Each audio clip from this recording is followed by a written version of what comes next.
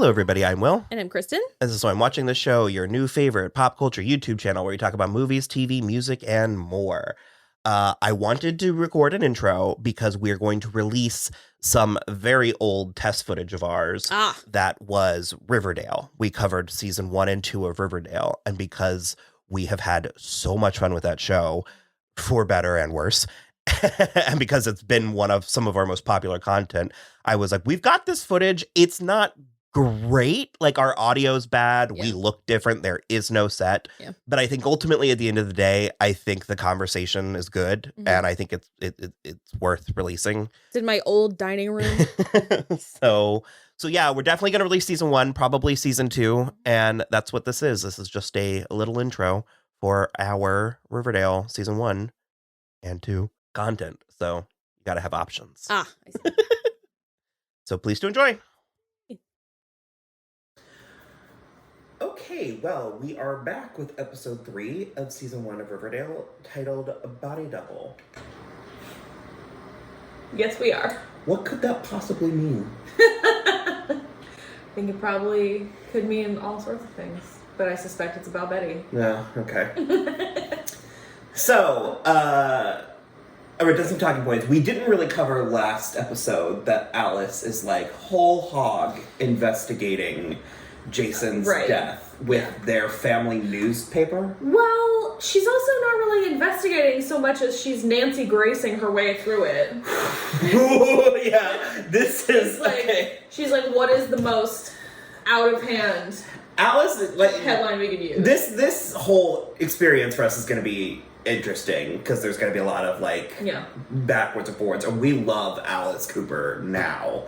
And so going back to some of this stuff, and most of it I think is can be written off as character growth. I also do love this Alice, but in a way different way. This is some evil queen shit. Yeah. The way she treats Betty in this. Yeah. It's wiping off, aggressively wiping off the seduced secrets or whatever. It's very Mummy Dearest. Yeah. And then that shot where they're framed like this. And Alice is in the foreground, and she goes, "Pink perfection. That's more your color." I was like, it's a lot, and that tones down. Yeah. But they get into in this moment in time, Alice has all the power in their relationship, and they get in on much more equal footing.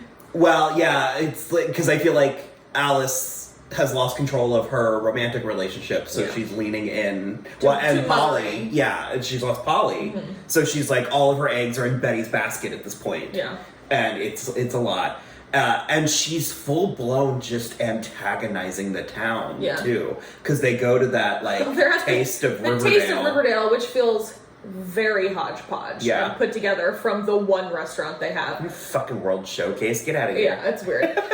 And she's just going up to her formal sauntering up to high school rivals and be like, "Penelope Blossom, can I get a quote?" And it's her son was just found out to have been tortured and murdered, and you put the autopsy in the newspaper. Do you really think Penelope Blossom's going to give you a statement? What? And she pulls off and punches her smacks her in the face. Oh, did she punch her? She that was a closed fist. Penelope Blossom punched her in the face.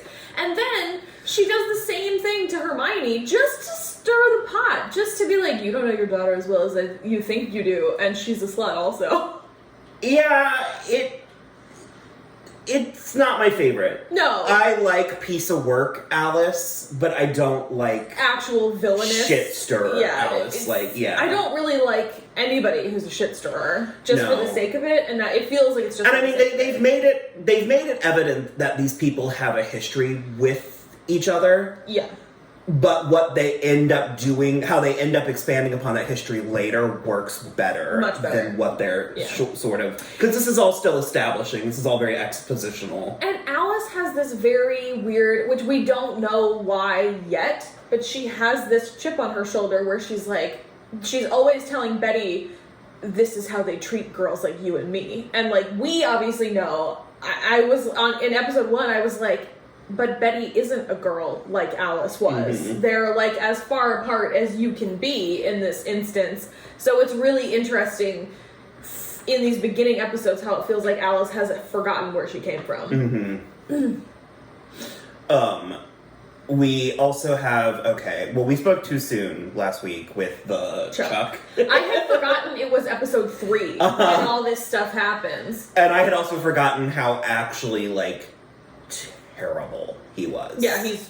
just almost comically so.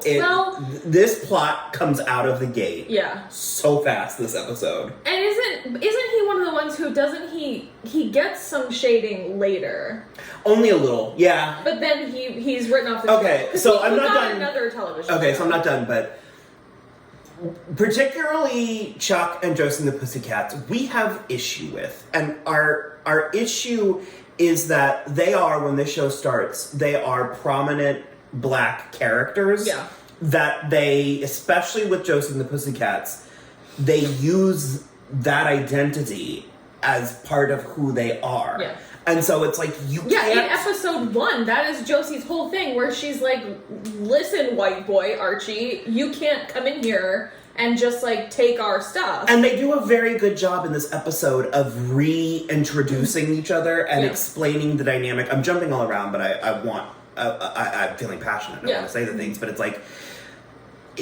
because they established, so now I'm moving on to Archie training with Josie. So Archie backed up Cheryl's story, and so she offered him a favor, and she hooked him up with Josie. Yeah. Because Cheryl and Josie are friends. And so Archie comes in all, Labradoodle, golden retriever, ready to work and ready to jump in there. And Josie has to be you need to sit down. You need to, You need to listen. Yeah, you need to learn. This is going to be a process. This is my identity. And also, here is why I don't think you can write from a black female experience. Perspective. And especially, right now and stuff like that. So they do a really good job of establishing it. And so I'm that's great. That all is fantastic. But then they go nowhere with it. Yeah. And so that's kind of where our issue comes, where it's you can't have it both ways. You can't pat yourself on the back for being progressive or diverse or and telling then almost and then at not tell the story. Yeah, and then almost at the first opportunity, just dropping that by the wayside. And that's not how it works. That's not what's interesting. So we'll chart it more as it goes, but I just I wanted to make sure that we sort of explained ourselves, or we actually have reasons for where we think the show goes wrong, and sometimes even why. Yeah. So the Chuck and Veronica stuff, I like it in concept. This is a topic that needs to be explored, and it needs to be explored in teen drama and stuff like that, but it was so clunky, and it was so, the second episode is very much a continuation of the first. So this is episode 3, and I feel we immediately get our first diversion into an of the week. Yeah. And God bless Shannon Purser. But they do not know how to use Ethel either. No. Up to and including, I don't even think here they use her right. No. Because she's getting off on it at the end in a way that's I had forgotten that part. She's just spying on them from the door that leads somewhere to her indoor pool. What do Ethel's parents do? Do we ever figure that out? I don't know. Not be a family. Yeah, not be on this show. I don't know. It was odd to me, for sure. But it was a good visual, and we got Veronica goes from 0 to 60 in 3.5. And it's Veronica special, if you will, because that fucking continues. That does not stop at all. She goes full dark, no stars. I was whoa. Yeah. But also apparently seems to not comprehend the meaning of that, because when Betty meets her at full dark, no stars, she retreats real quick. Well, that's the thing, is Veronica is never at full dark, no stars. All Veronica wants to do is get... Full dark, no stars is what Betty's doing. What Veronica's doing is take it back. Mm-hmm. I need you to take it back. It's prissy, Yeah, and Betty is I'm gonna put on a wig and feed him muscle relaxers, and then I'm gonna shove his head under the water and dump maple syrup on him. Well, because and it's that's full dark, no stars. The sticky maple thing. Are we gonna even try to get there? It's so much. It's so much. But the implication... But it's also fake, so I don't understand how it... they it's like a Facebook or Snapchat filter. Yeah, Snapchat's still Yeah. a thing. That they put on Veronica. So it's like, I don't understand how it can be some great shame when it's like they know he did it to her. But I mean, it's supposed to be he's implying that he... Well, okay, based on the photograph with the filter, I think it's that he came in her hair. Or just on her. Just on her? That's... Which is just, like, not shameful, really. Well... Depending on context, obviously. If it's consensual. I mean, it is. But the maple syrup of it all The maple syrup of it all is the weirdest part. The implications of it are staggering. Yeah. But then it's like, I don't know, it's a lot. And this show gets away with... A lot. A lot. It honestly, it does feel to me like Buffy sometimes, where they get away with terms because I think the censors don't know what they mean. Or even Glee. I Yeah. mean, Glee got away with so much. Yeah. But it's like, yeah. So they like find out that the boys were keeping this like log. Like a scorecard. Yeah.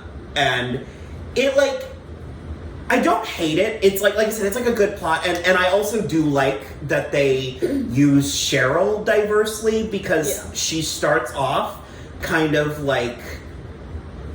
Boys will be boys. Yeah, She like literally says victim boys will be blaming. boys. Yeah. And then she does have a full arc. Yeah. She comes all the way back Uh-huh. around to she's helping Betty burn it at the end of the episode. Yeah, it's very... Her character is an enigma. Yeah. But it's just because, I mean, I blew past it earlier, but when after Archie corroborates her story about the gunshot, she has the weirdest conversation with him I have ever seen. She, like, pats him in class and is like... It's just so... Like, it's like the Southern Belle at Cotillion, but also she's like, I just want to make sure that you know that, like... Well, it's like the Southern Belle at Cotillion, but then it's like also the Southern Belle in like Tennessee Williams play. Yeah, no, yeah. It goes to Like, because she's like, I just want to thank you for what you did. Like, that wasn't lost on me. And Yeah. she's like, and I want you to know you can have anything that you want. And except she's my like, body's off the "Except my table. body is off limits." And it's just so, it's so like, what are you doing? I wonder if any of that's gonna pick up. I'm not sure. We whispered kind of a lot. We'll see. It is so, it's one of those things where you're like, the subtext is staggering until you realize there is no subtext. It's just text. And Archie looks at her like appropriately befuddled. Yeah. Well, he doesn't have space in his brain for that right now. He's in the midst of he's super grounded.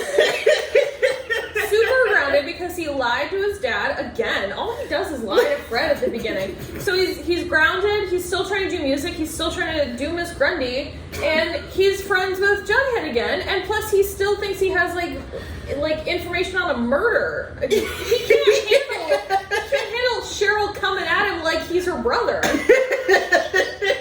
He simply does not have the emotional or mental bandwidth for that. It's not in there. It's not in Archie's little head. It feels like that bit from Community when they're singing the Christmas songs and Annie's doing the sexy baby. And she just gets more and more baby-like, and he's like, at a certain point, there's diminishing returns on the sexiness. Like, that's just kind of how Cheryl was going at it. So anyways, the favor was that she would talk to Josie. She has Josie give him a second chance, which, I would like to watch a show that was about Archie and Josie and the Pussycats writing songs. Same. At least intermittently, and it's I believe this is the last time they ever sit down and collaborate. Oh, no, it happens. I mean, I don't know about the collaborating, because he still has to date Melody, but... No, I remember that. Yeah. But yeah, it doesn't pay off if this is your first time watching. Sorry. So, we've met Miracoy twice. We don't really have... We don't have a handle. She hasn't had a scene with Josie yet. Yeah, well, we don't have reason to really bring her up other than that we've met her and she is the mayor and she is one of a few people, let alone few adults, that has any, grasp on what is happening in this town. Her and Sheriff Keller are the only We ones. also did meet Sheriff Keller, which... Stay tuned there. Stay tuned for Sheriff Keller. And Mayor McCoy. Oh, yes, yeah. Maybe. I don't know what this note was in reference to. I just wrote, ugh, it's all so bad. I think maybe just the the sex stuff. Oh, the boys in the locker room. The locker room. It was too much, even if it was trying to be too much. Yeah. Although I do love that the girls just stormed in there and didn't give two fucks, and the dichotomy between Betty and Veronica reacting to them. Well, I also love Betty putting her big girl panties on. I also do love how embarrassed Archie was. They were both in there. He was like, "What are you doing?" Well, he gets that towel all the way off him and then back. It does. It's like down to his knees by the time he realizes. Dilton Doily is a survivalist. I forgot that. That pays dividends later. So many dividends. You know what's so funny is I was like, I can't wait to go back and find out all the places that this show dropped the ball, and there are places. But is what I'm actually accomplishing 3 episodes in is I'm like, oh, this show is nothing but receipts. Yeah. They told us everything. Everything along the way. Mm-hmm. We did mention Ethel. She gets a little bit more. She kind of gets better. It just get really I don't know. good till season 3, and then she gets some interesting stuff. Well, there is a need for a character like Ethel, and there is a need for an actress like Shannon Purser, and there was a need for Shannon Purser to have a gig at this point. Hashtag justice for Barb. But none of those things They're not connecting. So she gets 1 or 2 nice moments, and then they continue to treat her like a dirty towel. Trash. And Shannon Purser seems like just a sweetheart. She's too sweet, and it just doesn't sit right with me. It's not great. You're right. The actress and the role and the timing are not on par. Yeah, they really don't. And like I said, I mean, actually, we got our first real glimpse at Dark Betty. And I will say there was a theory early on. I won't, in case you're kind of watching this with us, I won't. I like this thing where we can vaguely allude to what happens, but I don't think we should say. But there was a theory that Polly was not real. Oh, I remember that. That Polly was maybe a split personality of Betty's. And this is the episode that really... It punches that theory into high gear for sure. Because she slips into, Polly. She calls herself Polly and calls him Jason and stuff. So, that's where that came from. So, I guess we will continue to chart it. So... This is honestly, I'll say... It's not that Betty never goes dark again, because she obviously has dark tendencies, and she has a streak and everything. But, this is, I would say... the fullest, darkest she goes darker. Stars. She goes darker with, I can't think of specific, but we get into the serial killer shit, so. Yeah. Maybe you're right. This is the most unhinged thing she does. Well, yeah. I think. So. In my opinion. We could discuss it. Is there anything else from this episode? No, I think that was pretty much it. Well, Archie and Mrs. Grundy started up their affair again. But. Yeah. She is really... I didn't notice the first time how horribly she actually is manipulating him. Mm-hmm. The first time I was watching it, I pegged her as actually just that innocent, dish towel kind of, Oh, okay. I need to stop comparing women to, inanimate objects. Yeah, to rags meant to clean people. Not even people. Men. Dirty dishes. Yeah. No, watching it this time, she is actually pretty manipulative. Well, but Archie, if you really loved me, you wouldn't go to the cops. And also just kind of he's like, but it's the right thing for us to do. And she's like, it's not the right thing for me to do. Yeah. But it's very, I don't know. But for reasons which we will find out later. But Fred does come around. He doesn't unground Archie, but he does decide to lean into the music stuff and makes over the garage into a little studio for him. So, which is nice. Yeah. So that was Body Double. Yep. Episode 3. So. Awesome. Bye.